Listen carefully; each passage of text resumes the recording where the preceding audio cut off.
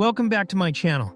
Today, I have another exciting Linux distribution for you called MX Linux. MX Linux is a popular, desktop-oriented Linux distribution built on Debian stable. It is well known for its excellent balance of speed, stability, simplicity, and customization.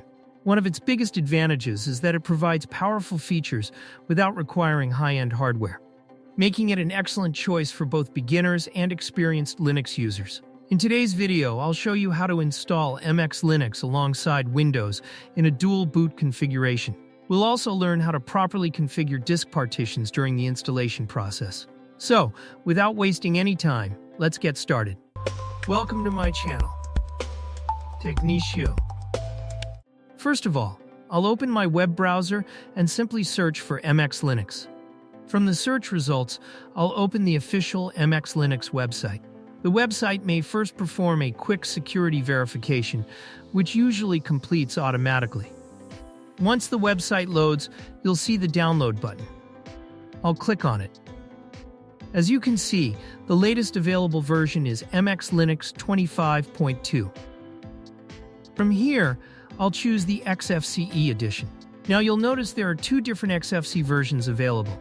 The first one is the Standard Edition, which comes with the Linux 6.12 kernel and is recommended for most systems. The second one is the Advanced Hardware Support Edition, which includes the newer Linux 7.0.7 kernel, updated graphics drivers, and newer firmware support. This version is recommended for modern hardware. Since I'm using relatively newer hardware, I'll download the XFCE AHS edition. Clicking on it redirects me to the SourceForge download page where the download starts automatically. However, I've already downloaded the ISO file, so I'll cancel the download. If I open my downloads folder, you can see that I already have the MX Linux XFCE AHS ISO file, along with the latest version of Rufus. If you're not familiar with Rufus, don't worry, I've already created a complete tutorial on how to use Rufus, and you'll find its link in the video description. Now I'll launch Rufus. Next, I'll connect my USB flash drive. As soon as I plug it in, Rufus automatically detects it. Now I'll click Select and choose the MX Linux ISO file. After selecting the ISO, I'll change the partition scheme to GPT. At this point, Rufus displays a message indicating that it requires additional files to properly write this ISO image to the USB drive. I'll simply click Yes, allowing Rufus to download the required files automatically. After changing the partition scheme to GPT, I'll leave all the remaining settings exactly as they are. Now I'll click Start. When prompted to choose the writing mode, I'll select ISO image mode and continue. The USB bootable creation process will now begin. As you already know, this process may take a few minutes depending on your USB drive's speed. Once the bootable USB has been created successfully, I'll restart my computer. During startup, I'll press my boot menu key, which is F12 on my system. From the boot menu, I'll select my USB flash drive. Now, as you can see, the MX Linux GRUB boot menu appears. Here you'll notice two boot options. One uses sysvinit, while the other uses systemd. I'll select the sysvinit version and press Enter.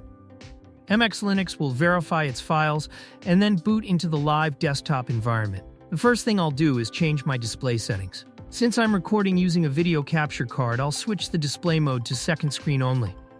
Now everything is displayed correctly. The taskbar, desktop, and all the icons are visible properly. A welcome window automatically opens, and from here I'll click Install MX Linux.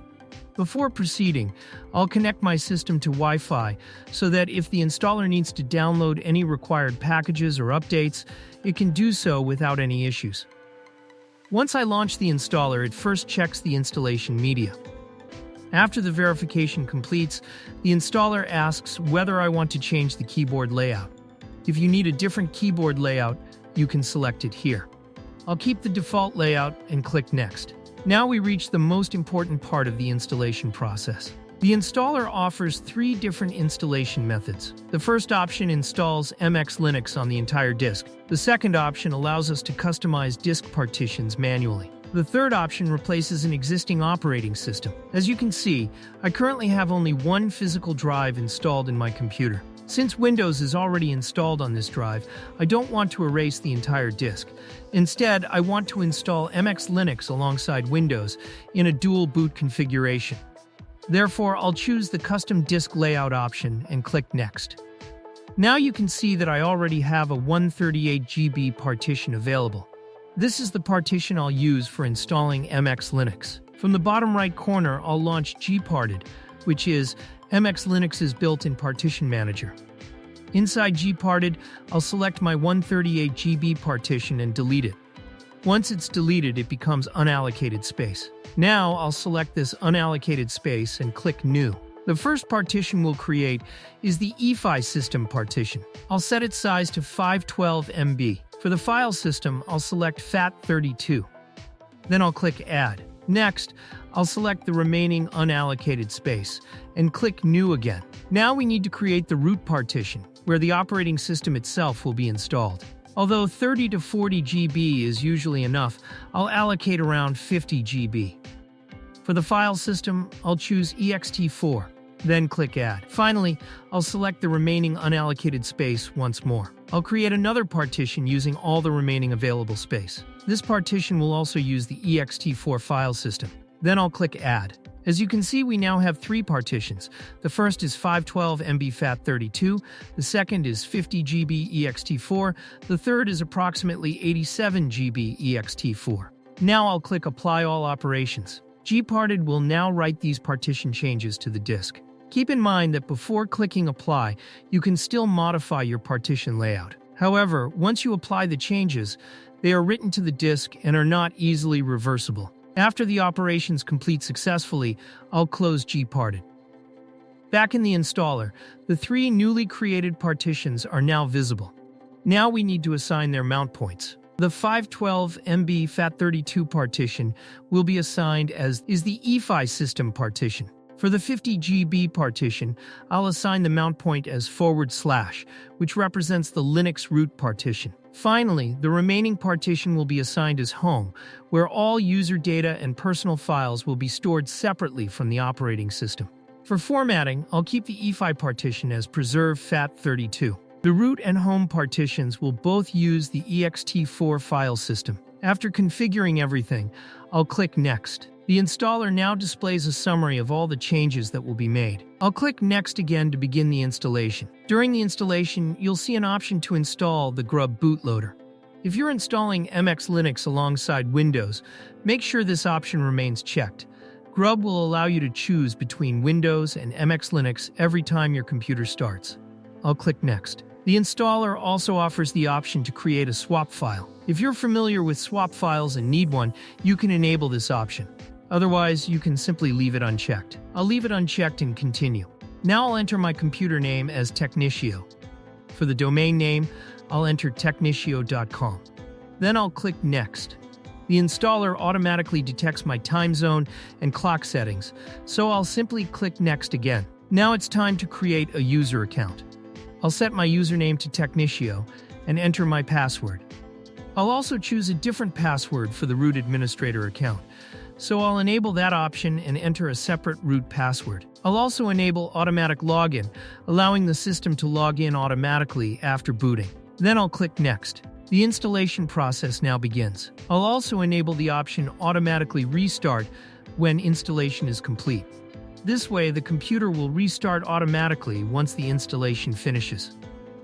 As soon as the installation completes, my system restarts. During the restart, I'll remove the USB flash drive. Now, instead of booting directly into Windows, the system displays the GRUB boot menu. Here, you can see both operating systems. There's an option for Windows Boot Manager, allowing you to boot into Windows whenever you want. For now, I'll select MX Linux. After a few moments, MX Linux loads successfully. The welcome screen appears once again. From here, you can start using your Linux system, update installed packages, install new software, and customize the operating system however you like. If I open the About section, you can see that I'm running MX Linux 25.2 with the XFCE desktop environment, which is supported until August 2028. And that's how you can properly configure your disk partitions, install MX Linux alongside Windows, and create a fully functional dual boot system. If you found this video helpful, please like, and please subscribe to my YouTube channel, Technicio, and hit the bell icon so you'll never miss an update from our channel. Together, let's end tech tantrums. Thank you.